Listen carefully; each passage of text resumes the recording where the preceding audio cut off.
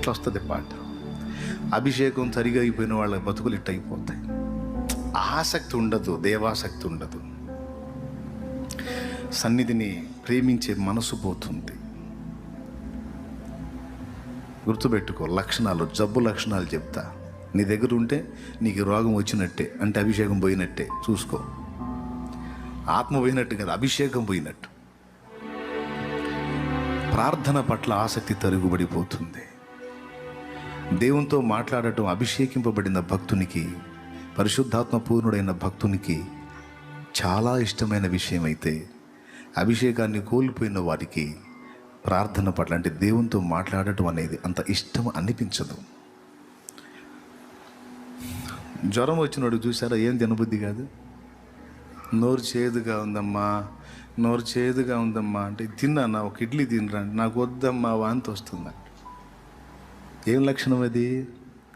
రోగ లక్షణం, జ్వరం లక్షణం. ఎలర్జీ వస్తే ఏముంటుంది?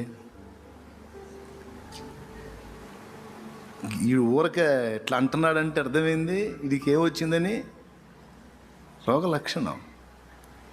అట్లాగే మనకున్న లక్షణాలను బట్టి ఏ రోగం వచ్చిందో మనం చెప్పొచ్చు.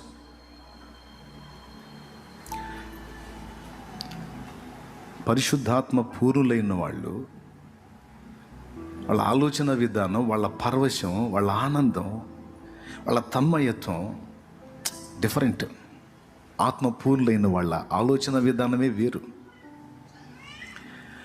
ఆత్మ సంబంధమైన పరవశంలో ఉంటారు. నోరు తెరిచి పాడినా, మాట్లాడినా, కీర్తించినా ప్రభువునే. ఎక్కడ కూర్చున్నా, ఎక్కడ లేచినా తలంపులంతా ఆయనే. కాస్త ఈ లోకం మజాగా ఉంది, కాస్త చూడంటే ఒరే తీరా బాబా నాకెందుకు, కాస్త ఈ మ్యాటర్ చూడు, ఇదేదో కొంచెం నవ్వు పుట్టించేటట్టుంది, అరే పోరా స్వామి, నాకొద్దు బాబు. కాస్త ఈ సినిమా చూడు, భలే బాగుంది, నాకు వద్దురా నాయన. ఈ సీరియల్ చూడు, అసలు అచ్చం నీ స్టోరీ, నా స్టోరీ లేదు, నీ తలకాలి, ఏం తెలుసురా నీకు నా స్టోరీ. పరిశుద్ధాత్మ పూర్ణులైన వాళ్ళు దేవుని సంబంధమైన భారముతో, ఇష్టముతో, ఆసక్తితో మునిగి తేలుతుంటారు. ఒక మాటలో చెప్పాలంటే ఒక పరవశంలో ఉంటారు ఆత్మపూర్ణులు. ఆ పులకింత వేరు, ఆ తన్మయం వేరు, ఆ స్పర్శే వేరు. ఆ వ్యక్తులతో కలిసి మాట్లాడిన మనకే అది టచ్ అవుద్ది. ఆ పాట విన్నా, ఆ మాట విన్నా, ఆ మనిషిని సమీపించినా ఆ స్పర్శ మనకు కూడా అర్థమైద్ది.